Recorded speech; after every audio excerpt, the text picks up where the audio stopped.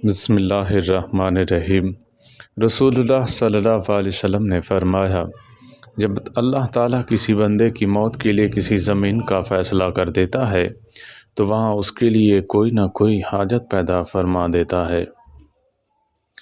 رسول اللہ صلی اللہ علیہ وسلم کا فرمان ہے، ہر نبی کو ایک دعا حاصل ہوتی ہے جو قبول کی جاتی ہے، اور میں چاہتا ہوں اپنی دعا کو آخرت میں اپنی امت کی شفاعت کے لیے محفوظ رکھوں۔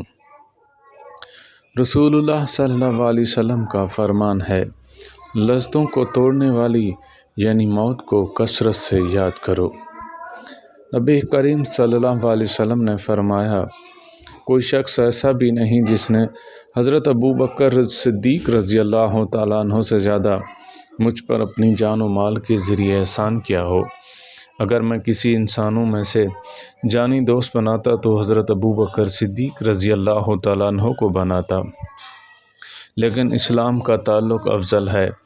دیکھو، ابو بکر صدیق رضی اللہ تعالیٰ عنہ کی کھڑکی چھوڑ کر اس مسجد کی تمام کھڑکیاں بند کر دی جائیں۔ نبی کریم صلی اللہ علیہ وسلم نے ارشاد فرمایا، جو شخص رات کو سوتے وقت سورۃ بقرہ کی آخری آیات کو پڑھ لے تو یہ اس کے لیے کافی ہیں۔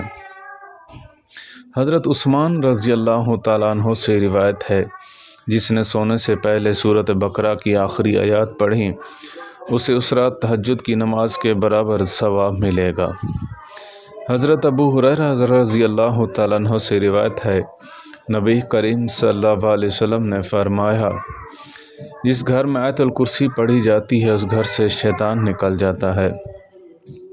حضرت ابو امامہ رضی اللہ تعالیٰ عنہ سے روایت ہے، نبی کریم صلی اللہ علیہ وسلم نے فرمایا، جس شخص نے ہر نماز کے بعد آیت الکرسی پڑھی اس کو جنت میں جانے سے کوئی چیز نہیں روک سکتی سوائے موت کے۔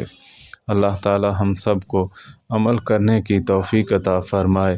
وآخر دعوانا ان الحمد للہ رب العالمین۔